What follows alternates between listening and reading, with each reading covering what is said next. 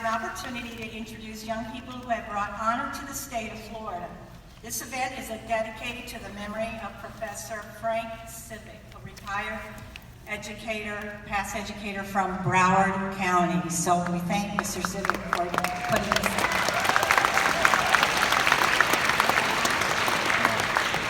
At this time, I'm happy to introduce the chairman for the Florida Foundation for Future Scientists, Mr. Bill Hirschleb, and he'll get us started with our speaker.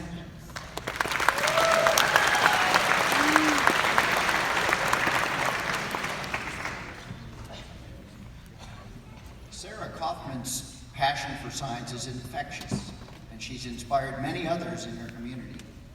She's taken on challenges of being an IB diploma candidate, a researcher, a participant in many competitions, an author, a poet, and an active member of multiple clubs, and the founder of the research club at her school.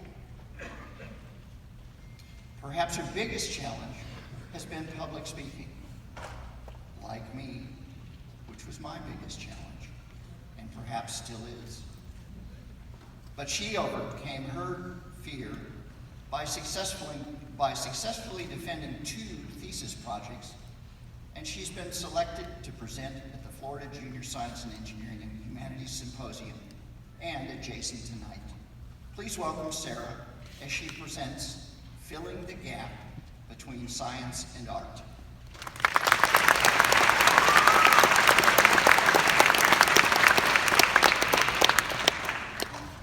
Most of us here are science kids, right? We have worked so hard to achieve what we have that we worked ourselves straight into a box. We have inadvertently labeled ourselves. I have been interested in science my whole life.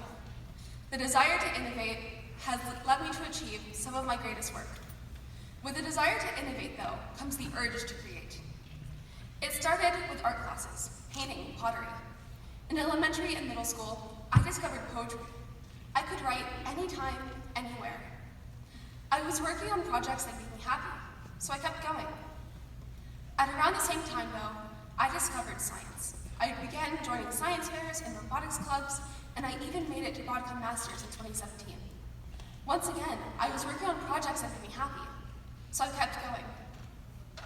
I recently had the opportunity to publish a paper with the Journal of Emerging Investigators. Doing so was an incredible opportunity, especially because it allowed me to merge my 2 passions, science and writing. This got me thinking about where else different forms of art could be applied to science. Whether it be in the form of anatomical drawings, models, papers, or more, art is everywhere in science. There's still a disconnect between the 2, though, especially in how we perceive them. When we think of art, the term creativity comes to mind, right? But is science not creative? When we design innovative solutions to problems and find new ways to test them. The project that I will be presenting at this fair involves using a gummy worm and refrigerator to test an IV system. Is that not creative?